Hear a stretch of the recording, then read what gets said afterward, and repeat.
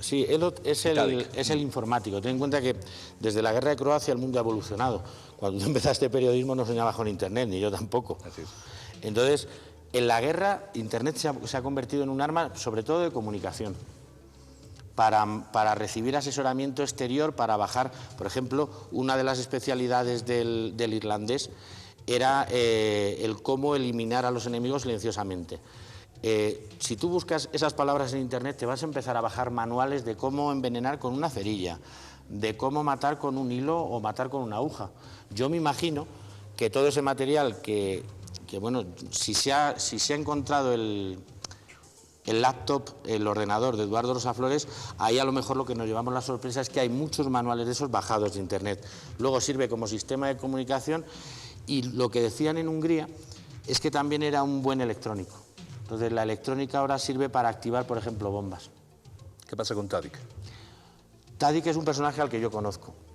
Yo conocí a Mario Tadic con Eduardo Rosaflores, que incluso existe una foto en Internet en la que están los dos juntos, que es de la época de este reportaje, que es justo cuando matan a Cristian. Mario Tadic llegó a Croacia, y eso lo he escuchado yo, vanagloriándose de ser un experto torturador y de ser un experto militar boliviano que había combatido a los comunistas en Chile, que yo creo que todo eso era falso. En un principio se fue al frente de Vukovar, pero como no servía como soldado, pero en la guerra de Croacia no se echaba a los voluntarios internacionales por la mala prensa, le mandaron con Eduardo Rosaflores. Y fue un poco, pues nosotros tenemos que intentar conectar además con el gobierno y con la investigación, y yo desde aquí sí pido que por favor que nos dejen hablar 5 minutos con ellos, sobre todo porque en Europa hay dos familias que creen que Mario Tadic es el responsable de la muerte de sus hijos. Están dispuestas a acusarlo y además se podría juzgar en Bolivia el crimen si se demuestra que son culpables. Si se demuestra que es inocente, oye, la justicia está para eso. Pero Mario Tadic sobre todo cumplía ese papel, y luego el enlace con el grupo extraño que siempre hay en las guerras, que son los que te suministran armas a cambio de que tú les dejes pasar drogas. Ese era Mario Tadic. Esta gente de Eduardo Rosá, la que estuvo en grupo, ¿viene también en grupo a cumplir estas misiones acá? No, nunca vienes en grupo porque te localizan. Es decir, se van y no te mueves en grupo. Tú te mueves en pequeños grupos. Pues, por ejemplo, lo que se logró descabezar aquí fue digamos, al jefe y a su séquito, vamos a llamarlo. Es decir, 3 jóvenes que idolatran al jefe y le dicen qué bueno eres el mejor. Y luego a su bodyguard, a su guardaespaldas. Pero es decir, con este grupo hay otro que se llama el grupo de entrenamiento, donde hay un especialista en explosivos, un especialista en combate con armas, un par de francotiradores normalmente, y luego 3 soldados de combate que son gente que son capaces de matar con un cuchillo o con un arma, y que son capaces de enfrentarse incluso a fuerzas superiores. ¿Que son los suficientes como para armar lo que tú crees que venían a armar acá? Nosotros, por ejemplo, sí sabemos... ¿O reclutan gente de acá? No, se recluta gente de aquí. La gente de aquí va a ser que esa es otra, ¿no? Es decir, los mercenarios llegan a un país. Aquí tendría que haber llegado un número, por ejemplo, solo con Rosaflores tendrían que llegar unos 100 mercenarios más o menos, se calcula. Es decir, es con lo que se ha movido siempre. Y entonces tú te dedicas a formar a los chavales jóvenes de aquí, a los que les dices: lucha por la bandera verde, lucha por la bandera azul, lucha por la bandera naranja. Y la gente se lo cree, porque además en la juventud tú te crees, si tienes una bandera tú la agarras y tiras para adelante. Esa gente es la que va en la primera línea de combate. Esos son los primeros muertos.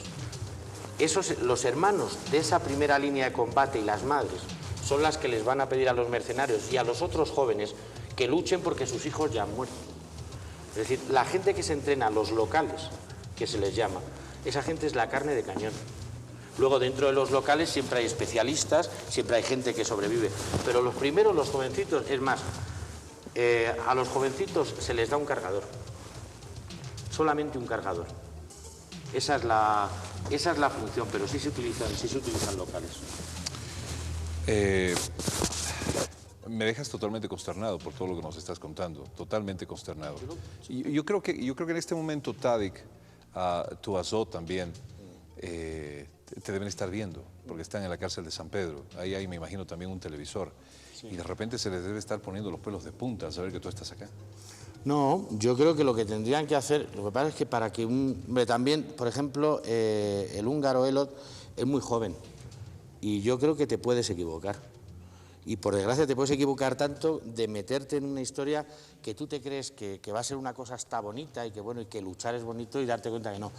Yo de Mario Tadic sí le pediría a Mario Tadic que se acuerde de los días, no sé si me está viendo, le pediría a Mario Tadic que me vea, o sea, que me mire, que se acuerde de Julio Alonso, 15 años más joven, en Osiek, en la carretera del Áslobo, que se acuerde de la comida y de lo que decía en la comida y sobre todo que reflexione. Hay una persona que se llama Colton Perry, del que se acordará muy bien. Es un soldado norteamericano que abandonó la Brigada Internacional por no estar de acuerdo ni con Mario Tadic ni con Eduardo Rosaflores. Que piense un poco y a lo mejor pues yo creo que la justicia a veces también llega a ser tan justa que llega a perdonar a los asesinos. Sobre todo que yo creo que se duerme mucho mejor contando lo que pasó con los periodistas y con todo el trabajo de Rosa Flores que vivir siempre con ello. De todas maneras hay otra cosa en el caso boliviano.